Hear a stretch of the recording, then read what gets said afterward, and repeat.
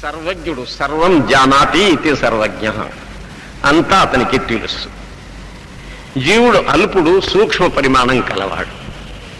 అతనిలో జ్ఞానం ఉన్నది కానీ అది స్వల్ప జ్ఞానం, అల్పజ్ఞానం. అందుకని జీవుణ్ణి అల్పజ్ఞుడు అంటారు. ఇలా ఈ చేతన పదార్థాలు రెండు ఉన్నాయి. రెంటిల్లోనూ జ్ఞానం ఉన్నది, ఒకదానిలో పూర్ణ జ్ఞానం ఉన్నది, ఒకదానిలో అల్పజ్ఞానం ఉన్నది. ఇవి కాక ఇంకా గుణాలు చాలా ఉన్నాయి. జీవునిలో ఉండే గుణాలు నేను మీకు చెప్పాను రాత్రి. జ్ఞానంతో పాటు అతనిలో సంకల్పం అనే గుణం ఉన్నది, వికల్పం అనే గుణం ఉన్నది. సంకల్పాన్ని ఇచ్ఛ అంటారు, లేకపోతే రాగం అని కూడా అంటారు.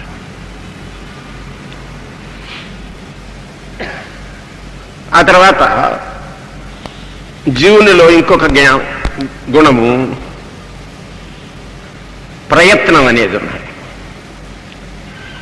ప్రయత్నానికి ఇంకొక పేరు మనం చెబితే ఉత్సాహం అనవచ్చు, లేకపోతే కృతి అని కూడా అంటారు. అది కేవలం జీవునిలో ఉంటుంది, అది ఇతర పదార్థాలలో ఉండదు. అలాగే సుఖం అనే గుణం, దుఃఖం అనే గుణం, రాగము, తర్వాత ద్వేషం, ద్వేషం అంటే వైర్భావం, అలాగే లోభం, మదం, మాత్సర్యం, ఇవన్నీ గుణాలు. ఇవి జీవునిలో ఉంటాయి. భగవంతునిలో జీవునిలోనూ జ్ఞానం ఉన్నది, పరమేశ్వరునిలోని జ్ఞానం ఉన్నది. కానీ జీవుని జ్ఞానం స్వల్పం, పరమేశ్వరుని జ్ఞానమేమో పూర్ణం. ఈ జ్ఞానం కాక జీవునిలో ఉన్నట్లు భగవంతునిలో రాగద్వేషాలు ఉండవు.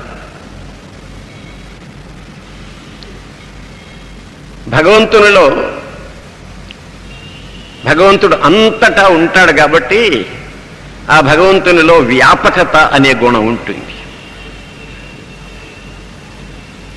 అంతటా ఉండటం అని దాని అర్థం. అలాగే భగవంతుడు సృష్టిని చేస్తాడు కాబట్టి అతనిలో సృష్టి కర్తృత్వం ఉంటుంది. ఈ సృష్టిని పోషిస్తాడు కాబట్టి పోషకత్వం అనే కూడా గుణం ఉంటుంది. ఇవన్నీ జీవునిలో లేవు. అలాగే భగవంతునిలో దయ, న్యాయం, ఇలాంటి గుణాలు ఉన్నాయి.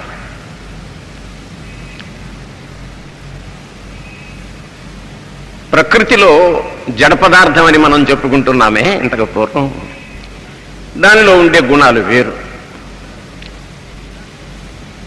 రూపం అంటే రంగు, రసం అంటే రుచి, గంధం అంటే మీకు తెలుసు వాసన. ఆ తర్వాత రూపరస గంధ, స్పర్శ, శబ్దం, ఇవి పంచభూతాలలో ఉండే ముఖ్య గుణాలు. ఈ గుణాలు జీవునిలో లేవు, భగవంతునిలోనూ లేవు. ఈ ప్రపంచంలో 3 పదార్థాలు ఉన్నాయని వేదం చెబుతుంది. ఇవి నిత్య పదార్థాలు, ఎప్పుడూ ఉంటాయి.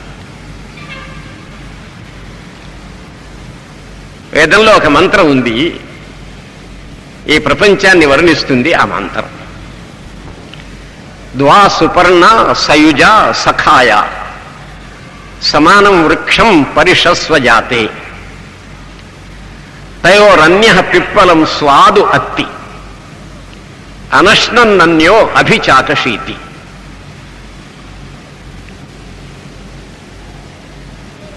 ఈ మంత్రంలో ద్వా సుపర్ణ, సుపర్ణ అంటే మంచి రెక్కలు కలిగినటువంటి వస్తువులు, ప్రాణులు, పక్షులు అని అర్థం. ద్వా అంటే రెండు పక్షులు ఉన్నాయి అక్కడ, ద్వా సుపర్ణ.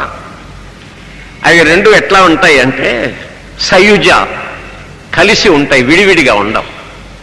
మామూలుగా పక్షులు విడివిడిగా ఉంటాయి చెట్ల మీద, కానీ ఈ చెప్పేటువంటి 2 పక్షులు ఉన్నవే అవి రెండు కలిసి ఉంటాయి, ఎప్పుడు విడిపోవు. సఖాయ మిత్రుల్లాగా ఉంటాయి. మిత్రుల్లో కొన్ని సమాన గుణాలు ఉంటాయి, అప్పుడే వాళ్ళల్లో మైత్రి ఉంటుంది. విరుద్ధ గుణములు కల వాళ్ళల్లో మైత్రి ఉండదు, సఖ్యభావం ఉండదు వాళ్ళలో. అలాగే ఈ రెండు పక్షులలోనూ సఖ్యభావం అంటూ ఉన్నది. అంటే సమానత, కొన్ని గుణాలలో సమానత ఉన్నదన్నమాట అర్థం.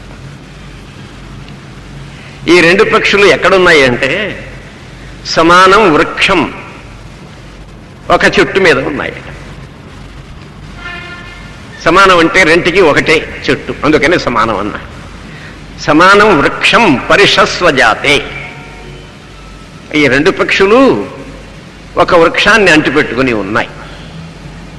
ఏం చేస్తున్నది అంటే తయోరన్య, ఆ రెండు పక్షులలో ఒక పక్షి పిప్పలం స్వాదు అత్తి, ఆ చెట్టును పండిన పండును తిని చూస్తుంటుంది, రుచి చూస్తుంటుంది. రెండవది అనశ్నన్ అన్య. అన్య అంటే రెండవ పక్షి ఉందే, అది అనశ్నున్ తినదట, కానీ అభిచాకర్షి అంతటా చెట్టులో ప్రకాశిస్తూ ఉంటుంది. ఇది ఒక అలంకారిక వర్ణన ఈ ప్రపంచానికి. ఈ అలంకారంలో చెట్టు అనేది ప్రకృతి అన్నమాట, జడ ప్రపంచం.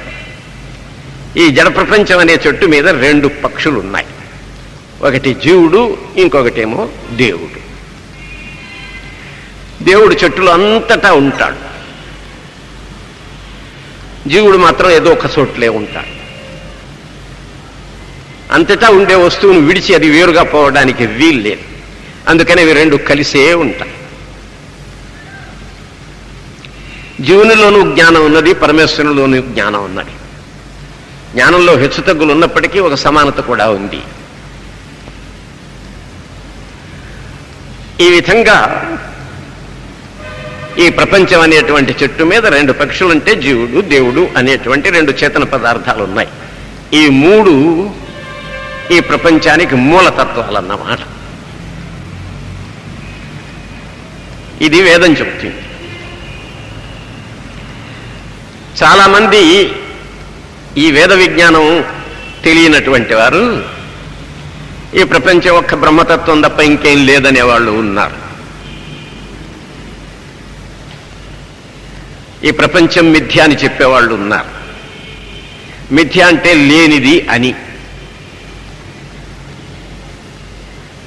బ్రహ్మ సత్యం, జగన్మిథ్య అని ఈ పదాలు ఉపనిషత్తుల్లో నుంచి తీసి చెబుతూ బ్రహ్మ మాత్రం సత్తా కలిగి ఉంటుంది. సత్తా అంటే ఎగ్జిస్టెన్స్ అన్నమాట, ఉనికి మనం తెలుగులో అంటాం. ఉనికి కలిగిన వస్తువు ఒక బ్రహ్మతత్వం. జగత్తు మిథ్య, ఈ జగత్తుకు ఉనికి లేదు, ఇది లేని పదార్థంగా చెబుతూ ఉంటారు, అసత్యం అని చెబుతూ ఉంటారు. దీనికి మాయా అని కూడా పేరు పెట్టారు. కానీ ఇప్పుడు విజ్ఞానం ద్వారా మనకు రుజువు ఏమవుతున్నది అంటే ఈ ప్రపంచం లేని పదార్థం కాదు అని తెలుస్తుంది.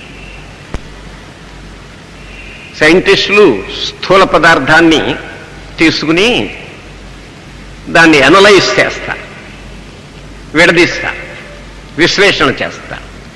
అలా విశ్లేషణ చేస్తూ పోతూ ఉంటారు. ఓ పెద్ద వస్తువుని తీసి రెండు భాగాలు చేశారు, సగంలో మళ్ళీ దాన్ని సగాన్ని మళ్ళీ ఇంకా సగభాగం చేశారు. ఇట్లా విడదీస్తూ పోగా పోగా పోగా ఏదో ఒక స్థలంలో మనం విడదీయటానికి వీలు లేనంత చిన్న భాగం ఏర్పడుతుంది. దాన్ని అణువులు అంటాం. ఇంకా విడదీయటానికి వీలు లేని స్థితిలో ఉండేదాన్ని పరమాణు అని మన భాషలో చెబుతాం. ఇప్పుడు మామూలుగా సైంటిస్టులు ఇలా విశ్లేషణ చేసి పోగా పోగా పోగా మొట్టమొదటి ఆటమ్స్ అన్నారు, వాటిని విడదీసామన్నారు ఎలక్ట్రిసిటీతో. ఎలక్ట్రాన్స్ వచ్చినవి అన్నారు, ప్రోటాన్స్ వచ్చినవి అన్నారు, న్యూట్రాన్స్ వచ్చినవి అన్నారు. వాటిని కూడా విడదీయడానికి ప్రయత్నం చేస్తూ ఉంటే చివరికి ఇప్పుడు ఏదో కేవలం ఒక ఎనర్జీ మాత్రం మిగులుతున్నది అని చెబుతున్నారు. ఆ ఎనర్జీ మరి లేకుండా పోతుందా అంటే దాన్ని ఎనిహిలేట్ చేయలేకపోతున్నారు, అది మిగులుతున్నది.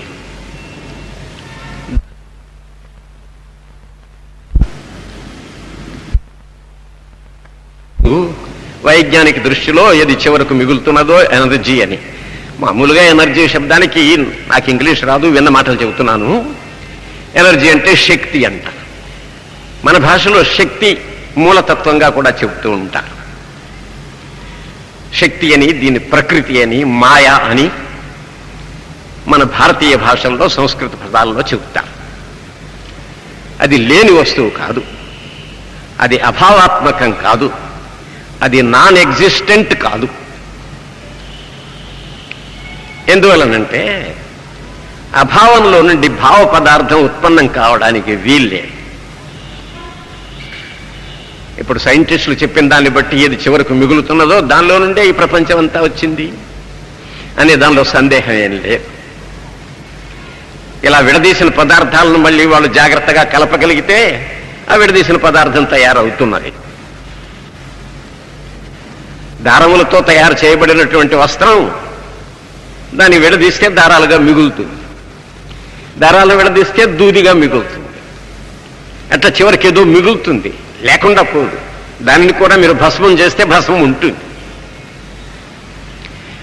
అంచేత ఈ ప్రపంచం సత్తారహితమైందని, దీనికి ఒక ఎగ్జిస్టెన్స్ లేదని, ఉనికి లేదని చెప్పే వేదాంతం ఇప్పుడు విజ్ఞానం దృష్టితో చూచే వారికి అసత్యం అని తోస్తుంది.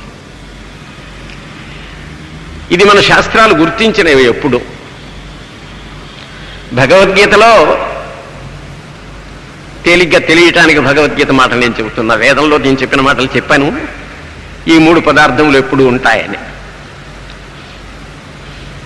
భగవద్గీత అంటుంది, న అసతో విద్యతే భావ న అభావో విద్యతే సతః ఉభయోరపి దృష్టో అంతస్త్వనయోస్తత్వదర్శిభి. అర్జునుడు యుద్ధరంగంలోకి వెళ్ళి అక్కడున్న వారినంతరినీ బంధుభావంతో చూచి తాను యుద్ధం చెయ్యనంటాడు. అర్జునునికి తత్వజ్ఞానం కలిగించవలసి వచ్చింది కృష్ణుడు. యుద్ధరంగంలో కనపడుతున్న శరీరాలే తప్ప మరి ఇంకేమీ లేవనుకుంటున్నాడు అర్జునుడు. అర్జునుకు శరీరం వేరు, శరీరంలో ఆత్మ అనే ఒక వస్తువు వేరుగా ఉన్నదని బోధించాడు ముందు. నత్వేవాహం జాతునాసం నత్వం నేమే జనాధిపా నచైవ భవిష్యామ సర్వే వయమతఃపరం. నీవు నేను ఈ రాజులు అందరూ కూడా ఇంతకు పూర్వం ఈ శరీరాలు లేనప్పుడు ఉన్నాం, ఇప్పుడు ఉన్నాం, ముందు కూడా ఉంటాం అని దేహముల కంటే నీవు నేను అని చెప్పే పదార్థములు వేరుగా ఉన్నాయని ముందు అర్జునుడికి బోధిస్తాడు. అలా ఈ రెండు తత్వాలు, దేహం వేరు జీవుడు వేరని చెప్పి ఈ రెండు కూడా ఎప్పుడూ ఉంటాయి అన్నాడు. ఈ ప్రపంచం ఉన్నదే జడ పదార్థం, ఇది మారుతూ ఉంటుంది, ఎప్పుడు ఉంటుంది, ఇది లేకుండా పోదు అని చెప్పడానికి నా అసతో విద్యతే భావ, లేని పదార్థం నుండి అనగా శూన్యం నుండి, అభావం నుండి భావ పదార్థం ఉత్పన్నం కావడానికి వీల్లేదు. అలాగే నా అభావో విద్యతే సతః, ఏ పదార్థాన్ని మనం ఒకసారి ఉన్నదని చెబుతున్నామో దానికి అభావం కలగటానికి వీల్లేదు. ఈ భావాభావములకు సంబంధించినటువంటి విషయాన్ని తత్వజ్ఞులు తెలిసి చెబుతున్నారన్నాడు కృష్ణుడు తాను స్వయంగా చెప్పడంలే. ఉభయోరపి దృష్టో అంతస్త్వనయోస్తత్వదర్శిభి. తత్వము యథార్థమును తెలిసినటువంటి వారు ఉన్నారే, వారు ఈ రెంటి రహస్యాన్ని తెలుసుకుని లేని వస్తువు పుట్టదు, ఉన్న వస్తువు లేకుండా పోదు అని చెప్పారు. అంచేత ప్రపంచానికి ఉనికి ఇప్పుడు మనకు కనపడుతున్నది, ఇది లేదనడానికి వీల్లే. అందుచేత ప్రపంచం ఒకప్పుడు స్థూలంగాను ఒకప్పుడు సూక్ష్మంగాను ఉంటుంది. మార్పులు చెందుతూ ఈ ప్రపంచం ఉంటుంది. అందుకని దీన్ని పరిణామి నిత్యం అంటారు. మార్పులు చెందుతూ ఎల్లప్పుడూ ఉంటుంది. ఇది ఏ వస్తువు లేకుండా పోదు. నీరు తీసుకోండి, దాన్ని పాత్రలో పెట్టి బాగా క్రింద మంట వేయండి, ఆ నీరు పాత్రలో లేకుండా పోతుంది. కానీ లేకుండా పోలే, అది ఆవిరి రూపంలో ఉంటుంది. దాన్ని మనం జాగ్రత్త పెట్టి మళ్ళీ చల్లబరిస్తే మళ్ళీ నీళ్లు తయారవుతాయి. మొట్టమొదటి నీళ్లుగా కనపడ్డది లేకుండా పోయినట్టుగా తోస్తుంది మనకు. అది లేకుండా పోలే, మరొక రూపంలో ఉంది. దాన్ని మనం జాగ్రత్తగా తెలిసిన వాళ్ళం అయితే మళ్ళీ నీటి రూపం దానికి ఇవ్వవచ్చు. నీళ్ళలో ఉన్న వేడంతా తీసివేయండి, గడ్డగట్టిపోయి రాయి అయిపోతుంది. అది నీళ్లుగా ఉపయోగపడదు. ఆ రాయి పెట్టి తలకాయ పగలగొట్టవచ్చు. నీళ్లతో ఆ పని చేయలేము. కానీ దాన్ని మళ్ళీ వేడి చేస్తే నీళ్లుగా తయారవుతాయి. అందుకనే సంస్కృతంలో జలానికి అమృతం అని పేరు పెట్టారు. దానికి చావు లేదన్నారు. జీవనం విషం అమృతం, పయఃకీలాలం అమృతం జీవనం విషముచ్యతే. శబ్దకోశం చెబుతుంది, ఈ పదార్థం ఉన్నదే అమృతం, నాశం లేని. అలాగే ప్రతి పదార్థం ఉంది. అంచేత ఈ ప్రపంచానికి అస్తిత్వం లేదు అనడానికి వీలు లేదు. ఆ వేదాంతం ఇప్పుడు చెలు. అలాగే ప్రపంచంలో మనకు అనేక గుణాలు కనపడుతున్నాయి. వాటికి ఆశ్రయం భగవంతుడు. ఈ విధంగా ఈ 3 తత్వాలు ఉన్నవి అని వేదం చెబుతుంది. ఉపనిషత్కారులు కూడా అట్లాగే చెప్పారు. అజాం ఏకాం లోహిత శుక్ల కృష్ణాం బహ్వీ ప్రజా సృజమానాం సమానా అజోహ్యేకో జుషమాణో అనుషేతే అజోహి అన్య భుక్తభోగో జహాతి. ఇది శ్వేతాశ్వతర ఉపనిషత్తు అనే ఓ ఉపనిషత్తు. దానిలో ఉపనిషత్కారుడు ఋషి. వేదంలో ఉన్న మంత్రం మీకు నేను చెప్పా. ఇప్పుడు ఉపనిషత్తు అంటున్నది. ఈ ఉపనిషత్తు ఈ ప్రపంచాన్ని ఆలంకారికంగా వర్ణిస్తున్నది. వేదమేమో చెట్టు 2 పక్షుల రూపంలో వర్ణిస్తే ఈ ఉపనిషత్తు 3 మేకల రూపంలో వర్ణిస్తుంది. అజా అంటే మేక అనే సంస్కృతంలో అర్థం. అజాం ఏకాం, ఒక అజా ఉన్నదిట, అంటే ఆడమేక అని అర్థం. అజహ అంటే మగమేక, అజా దీర్ఘం పెట్టుకుంటే అది ఆడమేక అవుతుంది. ఒక మేక ఉందిట. అది లోహిత శుక్ల కృష్ణాం. లోహితం అంటే ఎరుపు, శుక్లం అంటే తెలుపు, కృష్ణం అంటే నలుపు. 3 రంగులు కలిగి ఉంటుందట అది. అలాంటి 3 రంగులు కలిగినటువంటి ఈ మేక సమానాహ ప్రజాహ సృజమానా, తన వంటి పదార్థాలని పిల్లల్ని కంటుందట. అనేకం మేక అనేక పిల్లల్ని కంటుంది కదా, తన లాంటి వాటిని. అలాంటి ఈ మేకను అజోహ్యేకో జుషమాణో అనుషేతి. ఇక్కడ అజహ అంటే మగమేక అన్నమాట, పోతు. అది ఆడమేకను అంటిపెట్టుకుని ఉంటుంది, ఎప్పుడు విడిచిపెట్టదు. మరి ఇంకొక మేక ఉన్నది, అజోహి అన్య. దీన్ని అంటిపెట్టుకుని ఉండే మేక ఒకటి, మరి ఒక మేక ఉంది. అదేమిటి? అదేం చేస్తుంది? భుక్తభోగో అజో అన్య జహాత్. ఈ మేకను అనుభవించి వదిలిపెట్టేస్తాడు. ఇప్పుడు 2 మగమేకలు, ఒక ఆడమేక. ఇందులో వర్ణన. ఈ ఆడమేక ఉన్నదే దీన్నే ప్రకృతి అన్నాం. ప్రపంచ పదార్థం, జడ పదార్థం. దీన్ని 2 మగమేకలు అంటిపెట్టుకుని ఉన్నాయి. ఒకటి జీవుడు, ఒకటి దేవుడు. దేవుడు ఎప్పుడూ దీన్ని అంటిపెట్టుకునే ఉంటాడు. ఇది వదిలిపెట్టి ఎక్కడికి పోవడానికి వీలు లేదు. ఎప్పుడూ ప్రపంచంలో భగవంతుడు అంతటా నిండి ఉంటాడు. ఆ తర్వాత 2వ అజహ జీవుడనే మేక. ఇది ఈ మేక ఉన్నది చూడండి, ఇది ఆడమేకను అనుభవించి కొన్నాళ్ళు, తన అనుభవం పూర్తి అయిపోయిన తర్వాత దీన్ని వదిలిపెట్టిపోతుంది. అనగా జీవుడు ఈ ప్రపంచంలో ఉండి సుఖదుఖాలను అనుభవిస్తూ కర్మల ఫలాలను, అలాంటి కర్మలు చేయకుండా చివరకు కర్మ ఫలాలను లేకుండా చేసుకుని ముక్తుడవుతాడు అని ఈ విధంగా ఈ ఉపనిషత్తు కూడా 3 పదార్థాలు, నిత్య పదార్థాలు వర్ణిస్తుంది. ఒకటి జడ ప్రపంచం, 2 చేతన పదార్థాలు. వీటి మూటికి అజా, అజహ, అజహ అనే పదాలు వాడారు. అజా అంటే న జాయతే ఇది అజా, ఏది పుట్టదో దానికి అజా అని పేరు. జా అంటే పుట్టడం, జన్మించడం. ఈ ప్రకృతి అనే దానికి జన్మ లేదు, ఎప్పుడూ ఉంటుంది. అంచేత ప్రకృతి జడ ప్రపంచం లేకుండా పోతుంది అనడం తప్పన్నమాట ఈ ఉపనిషత్తు దృష్టితో. అట్లాగే నగమేకలకి కూడా అజహ, అజహ అని 2 పేర్లు చెప్పారు. అవి కూడా జన్మించవు, అనగా పుట్టవు. వాటికి పుట్టక లేదు. పుట్టక లేదు కనుక చావు కూడా లేదు. అంచేత చావు పుట్టకలు లేనటువంటి పదార్థాలు 3 ప్రపంచంలో ఎప్పుడు ఉంటాయి. ఒకటి ప్రకృతి, ఒకటి జీవులు, 2వది 3వది పరమాత్మ. వీటికి జన్మ లేదు, నాశము లేదు, ఇవి ఎప్పుడూ ఉంటాయి. జీవేశ్వరులు 2నేమో మార్పులు లేకుండా ఉంటాయి. ఈ ప్రకృతి మాత్రం పరిణామం చెందుతూ ఎప్పుడూ ఉంటుంది. 3 పదార్థములు నిత్యములే. జీవేశ్వరులు నిత్యములు,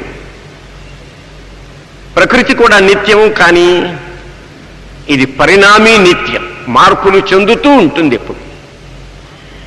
ఒకప్పుడు స్థూల రూపంలో ఉంటుంది, ఒకప్పుడు సూక్ష్మ రూపంలో ఉంటుంది. ఈ ప్రపంచమంతా ప్రళయం అయినప్పుడు అది సూక్ష్మ రూపంలో ఉంటుంది, చెట్టు బీజ రూపంలో ఉన్నట్టు. మరి విత్తనం ఎంత చిన్నది చూడండి, దానిలో మరి చెట్టు అంతా ఉంటుంది. అలాగా ఈ ప్రపంచం అంతా స్థూల రూపంలో ఇప్పుడు ఉన్నది. ఇది సూక్ష్మ రూపం వహించినప్పుడు ఈ ప్రపంచం ఉండదు. అప్పుడు ఇది ప్రకృతి అనబడుతుంది, సూక్ష్మ రూపంలో ఉంటుంది. ఆ సూక్ష్మ రూపంలో ఉన్నటువంటి ఈ ప్రకృతిని స్థూల రూపంగా మార్చే శక్తి ఒక భగవంతునికే ఉంది, ఇంకెవరికి లేదు. అందువల్ల భగవంతుడు సృష్టికర్త. ఈ ప్రకృతిని పరిణమింపజేసి ప్రపంచంగా మారుస్తాడు. కొన్నాళ్ళు పోషిస్తాడు, మళ్ళీ లయం చేసి ప్రకృతి రూపంలో తీసుకొస్తాడు. అందుకని సృష్టి స్థితి లయకర్త పరమేశ్వరుడు. దీన్నే వేదాంత సూత్రకారుడు వ్యాసుడు వేదాంత దర్శనంలో జన్మాద్యస్య యతః అన్నాడు. జన్మాది అస్య యతః. యతః అంటే ఏ బ్రహ్మ వలన, అస్య ఈ ప్రపంచానికి జన్మ ఆది. జన్మ అంటే పుటక, ఆది అంటే స్థితి లయం. సృష్టి స్థితి లయం దేనివల్ల కలుగుతుందో అది బ్రహ్మతత్వం అని వ్యాసుడు బ్రహ్మసూత్రాల్లో రాశాడు. దాన్ని శంకరాదులు వివరించారు. ఈ విధంగా ప్రపంచంలో 3 మూలతత్వాలు శాశ్వతంగా ఎప్పుడూ ఉంటాయి. ఇవి 3 కూడా ఎవర్ ఎగ్జిస్టెంట్ అన్నమాట. వీనికి చావు పుట్టకలు లేవు. అలా లేకుండా కేవలం పరమేశ్వర తత్వం ఉండి ప్రపంచం ప్రకృతి అనేది లేకపోతే అప్పుడు ఈ ప్రపంచం ఏమిటి? ఈ వరల్డంతా ఏమిటి? అంతా బ్రహ్మే అనాలి. అనగా బ్రహ్మ ప్రపంచ రూపంలో ఉన్నాడని చెప్పాలి. వేరే ప్రకృతి తత్వం లేకపోతే బ్రహ్మయే ప్రపంచంగా మారాడు అని చెప్పాలి. చెబితే అప్పుడు ఏమవుతుంది? బ్రహ్మ పరివర్తన చెందే వస్తువు అవుతుంది, మార్పు చెందే వస్తువు అవుతుంది. మార్పు చెందడం అంటే నశించడం అనే అర్థం. లోకంలో ఉండే వస్తువులన్నింటినీ మనం చూస్తుంటాం, వీటిలో మార్పు వస్తుందంటే నశిస్తూ ఉంటాయి. బ్రహ్మ నశించే వస్తువు కాదని మళ్ళీ శాస్త్రకారులు అందరూ ఒప్పుకుంటారు. మరొక చిక్కు ఏమిటి అంటే బ్రహ్మే ప్రపంచంగా మారితే బ్రహ్మలో ఉండే గుణాలు ప్రపంచంలో ఉండాలి. బ్రహ్మ ఏమిటి? సత్యం, జ్ఞానం, అనంతం, ఆనందం. ఈ ప్రపంచంలో ఉండే పదార్థాలన్నీ బ్రహ్మ యొక్క పరిణామమే అయితే ప్రతి పదార్థంలోనూ జ్ఞానం ఉండాలి, ఆనందం ఉండాలి. మట్టి కుండగా మారుతుంది. మట్టిలో ఉండే గుణాలు కుండలకు వస్తాయి. దారాలు వస్త్రంగా మారతాయి. దారాలలో ఉండే గుణాలే వస్త్రంలో ఉంటాయి. దారం తెల్లగా ఉంటే వస్త్రం తెల్లగా, దారం నలుపుగా ఉంటే వస్త్రం నలుపు, నలుపు తెలుపు దారాలైతే నలుపు తెలుపు వస్త్రం. అట్లా ఏ వస్తువు కార్యరూపంలో పరిణమిస్తుందో దానికి ఉపాదాన కారణం అంటారు. ఇది పారిభాషిక పదం, మోటుగా నేను చెప్పాను చాలు. బ్రహ్మ ఈ ప్రపంచానికి ఉపాదాన కారణం అయితే బ్రహ్మలో ఉండే గుణాలు ప్రపంచంలో ఉండాలి. అలా లేవు. బ్రహ్మలో చేతనత్వం ఉన్నది, జ్ఞానం ఉన్నది, ప్రపంచ పదార్థాల్లో లేదు. అంచేత బ్రహ్మ యొక్క పరివర్తన రూపం కాదు ఇది. బ్రహ్మ పరివర్తితం అయితే బ్రహ్మ నశించిపోవాల్సి వస్తుంది.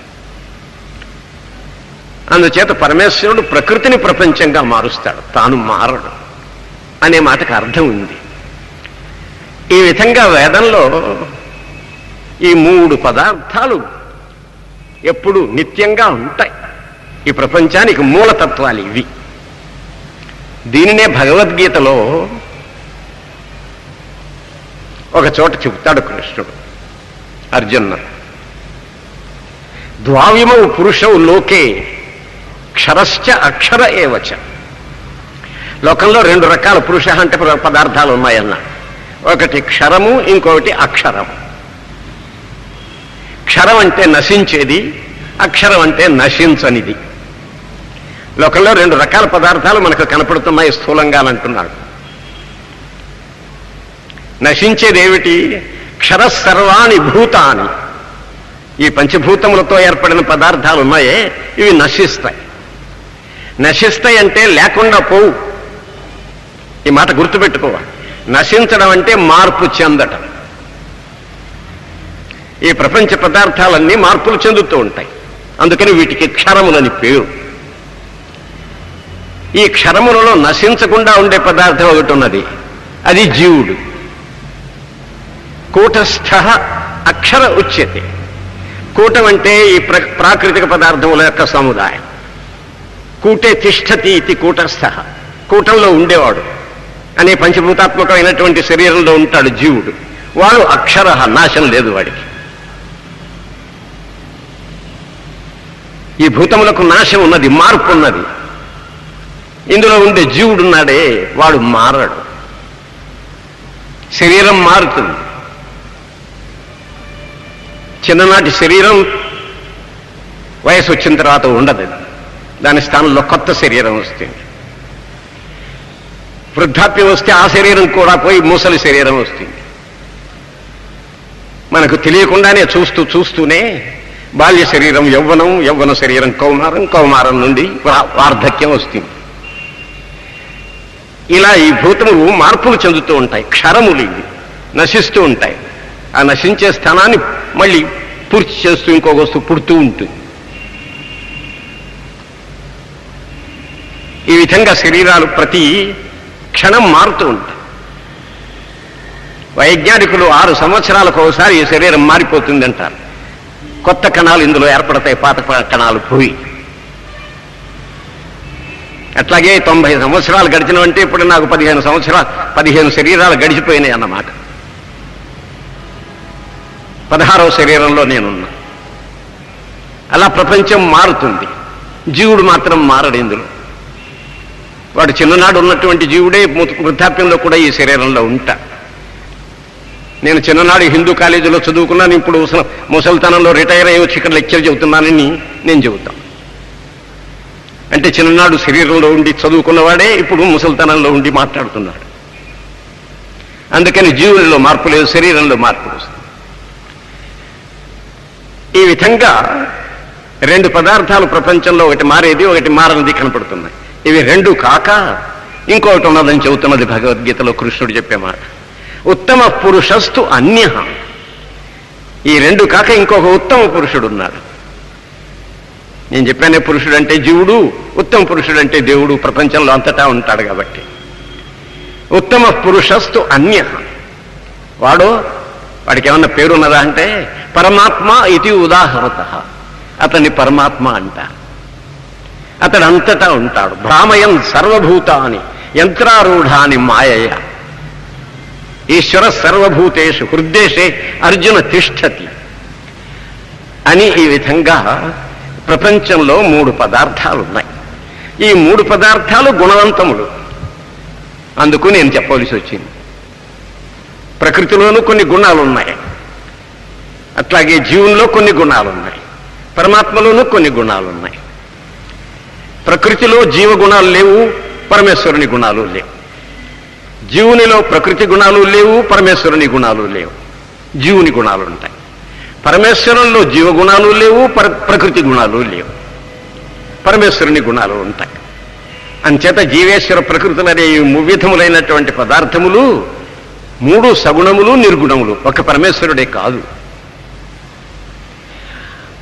అందుచేత పరమేశ్వరుణ్ణి మనం సగుణుడని చెప్పవచ్చు, నిర్గుణుడని చెప్పవచ్చు. ఇక ఉపాసన అంటే భగవంతుడు ఏ ఏ గుణములతో కూడి ఉన్నాడో అది తెలుసుకోవడం సగుణోపాసన. భగవంతునిలో ఏ ఏ గుణములు లేవో అవి తెలుసుకోవడం, ఫలానా గుణములు భగవంతునిలో లేవని తెలుసుకోవడం, దాన్ని నిర్గుణోపాసన అంటాం. ఇప్పుడు మీకు అర్థమై ఉంటుంది సగుణోపాసన అంటే ఏమిటో, నిర్గుణోపాసన అంటే ఏమిటో. భగవంతుల్లో ఏ గుణాలు ఉన్నాయో అవి తెలుసుకోవాలి, దానికి శాస్త్రం అవసరం. వేదాది శాస్త్రములు చదువుకున్న వాళ్ళు భగవంతుల్లో ఉన్న గుణాలను గుర్తించగలుగుతారు. అది చదవని వాడికి భగవంతుల్లో ఉన్నటువంటి సగుణత్వం ఏమిటో అర్థం కాదు. అందుకని సగుణ ఉపాసన తేలికంటారే చాలా మంది, అది చాలా పొరపాటు. నిర్గుణోపాసన నన్ను అడిగితే చాలా తేలిక. ఎందుకని అంటే భగవంతుడు నిర్గుణుడంటే అర్థం ఏమిటి? భగవంతుల్లో జీవుని గుణాలు లేవు. జీవుడెవరు? నీవు. నీలో ఏ గుణాలు ఉన్నాయో నీకు తెలుసు, నాలో ఏ గుణాలు ఉన్నాయో నాకు తెలుసు. నాకు అల్పజ్ఞత ఉంది, కొద్దిగా తెలుసు, కొద్దిగా జ్ఞానం ఉంది. నాలో రాగం ఉన్నది, నాలో ద్వేషం ఉన్నది, నాలో లోభితనం ఉన్నది, నాలో మదం ఉన్నది, మాత్సర్యం ఉన్నది. ఇలాంటి గుణాలు నాలో ఉన్నాయి, ఇవి నాకు తెలుసు. ఇవి భగవంతుల్లో లేవనుకోవటం నిర్గుణోపాసన అవుతుంది. ఎంత సులభమో చూడండి. భగవంతుల్లో రాగం లేదు, భగవంతుల్లో ద్వేషం లేదు, భగవంతుల్లో అజ్ఞానత లేదు, అల్పజ్ఞత లేదు, భగవంతుల్లో లోభం లేదు, భగవంతుల్లో ద్వేషం లేదు, మాత్సర్యం లేదు, మదం లేదు. ఇప్పుడు నేను భగవంతుని ఉపాసిస్తున్నా, నిర్గుణోపాసన చేస్తున్నా. అలాగే ప్రకృతిలో ఉండే గుణాలు ఏదో మనకు తెలుసు. రూపం, రసం, గంధం, స్పర్శ, సంఖ్యా, పరిమాణం, ఇవన్నీ గుణాలు ఉన్నాయి ఈ జడ పదార్థాలు. అందువల్ల భగవంతుల్లో రూపం లేదు అంటే రంగు లేదు అని నేను తెలుసుకుంటే భగవంతుని నిర్గుణంగా తెలుసుకున్నట్లు. భగవంతుల్లో రసం లేదు, భగవంతుడు తీయగానో పుల్లగానో లేకపోతే వగరుగానో చేదుగానో ఉండడు. ఆయనలో కటుత్వం లేదు, కారం లేదు, ఈ రసాలు లేవు భగవంతునిలో. అలాగే భగవంతునిలో రూపం లేదు, రసం లేదు, గంధం అంతకంటే లేదు. భగవంతుల్లో వాసన లేదు. మల్లెపూల వాసన ఉన్నది కానీ భగవంతుల్లో మల్లెపూల వాసన ఉన్నదా?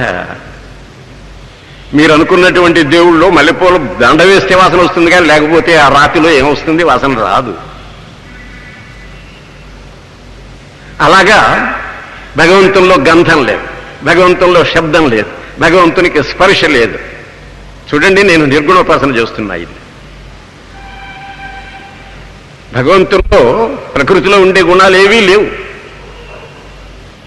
అని తెలుసుకోవటం నిర్గుణోపాసన. జీవునిలో ఉన్న గుణాలు ఏవి భగవంతుల్లో లేవని తెలుసుకోవటం, ఇది నిర్గుణోపాసన.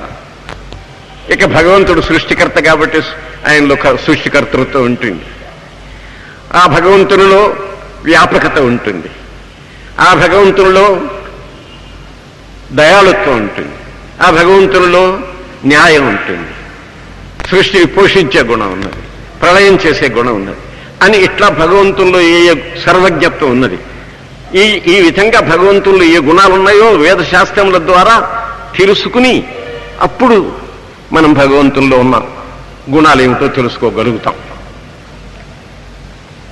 కాబట్టి ఇప్పుడు సగుణోపాసన కష్టమా నిర్గుణోపాసన కష్టమా మూటగా ఆలోచించి చూడండి. మీకు చాలామంది నేను చెప్పే ఈ మాటలన్నీ విని, అయ్యా గోపదేవ్ గారు మీరు చెప్పేది నిజమే, భగవంతుడు నిర్గుణుడే, కానీ నిర్గుణోపాసన చాలా కష్టం, అందుకని మేము సగుణోపాసన చేస్తున్నాం అంటారు. ఇక్కడ ఎక్కడ పొరపాటు పడుతున్నారో ఇప్పుడు మీకు ఇంతవరకు అర్థం కావాలి. అయినా మీలో చాలా మందికి అర్థం కాలే, నాకు తెలుసు. భగవంతుడు సగుణుడు అంటే గుణములు కలవాడని అర్థమే, కానీ అన్ని గుణములు ప్రకృతిలో ఉండే గుణాలు కలవాడని అర్థం కాదు, జీవుల్లో ఉండే గుణాలు ఉన్నవాడని అర్థం కాదు. అంచేత సగుణ శబ్దానికి అర్థం భగవంతుల్లో ఏ గుణాలు ఉన్నాయో ఆ గుణాలను మీరు గుర్తించగలిగారు. మీరు సగుణ శబ్దంతో ఒక విగ్రహాన్ని పూజ చేస్తూ నేను సగుణోపాసన చేస్తున్నాను అంటున్నారు అని నన్ను అడిగిన వారికి నేను చెబుతూ ఉంటా. చాలామందికి ఈ వైజ్ఞానిక దృష్టి లేదు. మనం ఏ వస్తువును ఆరాధిస్తున్నామో అది ఒక విగ్రహం. అది రాతితో చేసింది కావచ్చు, పాలరాతితో చేసింది కావచ్చు, వెండితో చేసింది కావచ్చు, రాగితో చేసింది కావచ్చు, లేక పంచలోహములతో చేసింది కావచ్చు, లేక బంగారంతో చేసింది కావచ్చు. కానీ ఇవన్నీ కూడా మట్టికి ఆకారం ఉంది. ఆకారం ఉన్న పదార్థములన్నీ కూడా అవి మట్టి వికారములు అన్నమాట. ఆకారం అనేది జీవునికి లేదు, దేవునికి లేదు. అది మన వాళ్ళు గుర్తించడం లేదు. గుణశబ్దం చేత ఆకారం గుణమే, కానీ అది దేని గుణం? ఒక్క మట్టికి మాత్రమే ఆకారం అనే గుణం ఉంది. నీటికి గుణం లేదు, ఆకారం. అగ్నికి ఆకారం అనే గుణం లేదు, వాయువుకి ఆకారం అనే గుణం లేదు, ఆకాశానికి అది లేదు. నీటిని మీరు ఏ పాత్రలో ఉంచితే ఆ పాత్రలో ఉండే ఆకారమే దానికి వస్తుంది, కానీ పాత్రలో ఉన్న ఆకారం నీటికి స్వయంగా ఆకారం లేదు.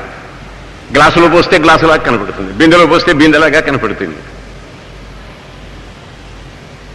పళ్ళెల్లో పోస్తే వాళ్ళ రూపుగా కనపడుతూ ఉంటుంది. బావి గుండ్రంగా తవ్వితే నీళ్లు గుండ్రంగా ఉంటాయి, పలకలుగా తవ్వితే పలకలుగా ఉంటాయి. అనేక కోణాలతో కూడుకున్నటువంటి బావి తవ్వితే అనేక కోణాలు నీటికి వస్తాయి. నీటికి స్వంత ఆకారం అంటూ లేదు.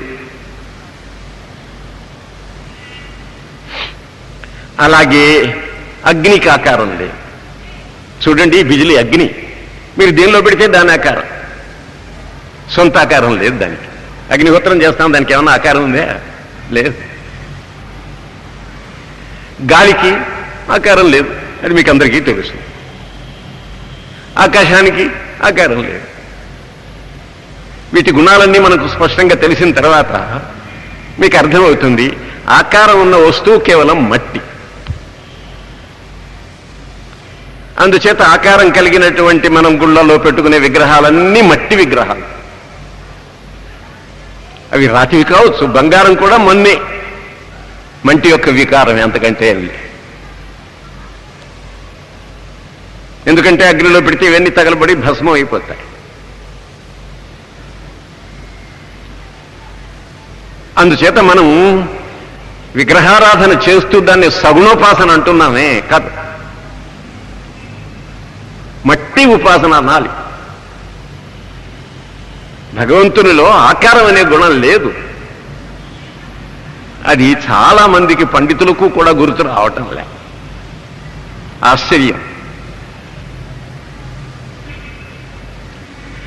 అంచేత సగుణోపాసన శబ్దానికి అర్థం ఆకారవంతమైనటువంటి పదార్థాన్ని పూజించి సగుణోపాసన చెప్పడం కాదని. దాన్ని మీరు సగుణోపాసన అనటం కంటే సాకార ఉపాసన అనటం న్యాయం. సాకార ఉపాసన అంటే ఆకారం కలిగిన వస్తువును ఉపాసిస్తున్నాం. ఆకారం దేనికి ఉన్నది? మట్టికి ఉంది. అది నేను చెప్పినట్లుగా బంగారం కావచ్చు, వెండి కావచ్చు, రాగి కావచ్చు, ఇత్తడి కావచ్చు, లేకపోతే లోహం కావచ్చు, ఇంకొకటి కావచ్చు. అంచేత మనం చేసేది, చాలామంది పండితులు నాతో అంటూ ఉంటారు, సగుణోపాసన శ్రోధం స్వామి, అందుకని ఇది మేము చూస్తున్నాం, అందరూ మరి నిర్గుణోపాసన చేయలేరు కదా అంట. ఇది సాకార ఉపాసనను సగుణోపాసన అనుకోవడం తప్పు. భగవంతునికి గుణాలు ఉన్నాయి, కానీ ఆ గుణాలలో ఆకారం అనే గుణం భగవంతునికి లేదు, జీవునికే లేదు. భగవంతునికి ఎక్కడి నుంచి వస్తుంది? చేతన పదార్థాలకు ఆకారం ఉండటానికి వీళ్ళే తెలిసి, స్థూలం కానివ్వండి, సూక్ష్మం కానివ్వండి.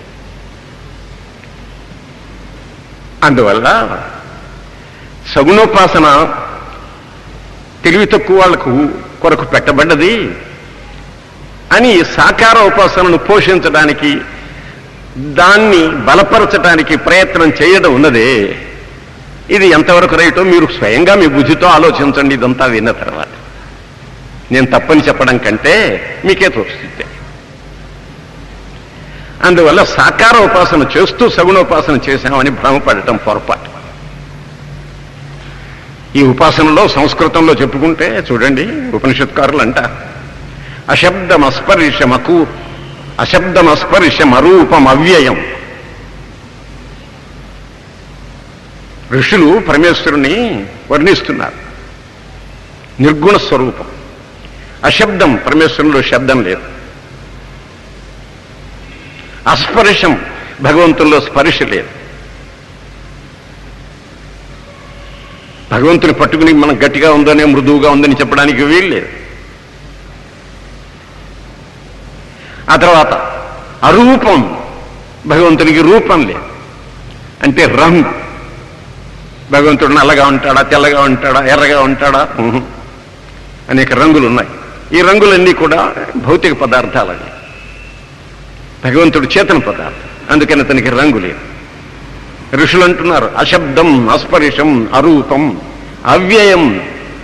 భగవంతునికి వ్యయం, నాశం లేదు. అగంధవచ్చయత్, దానికి గంధము లేదు అని. ఇప్పుడు ఇది సంస్కృతంలో నేను చెబితే ఇది నిర్గుణోపాసన.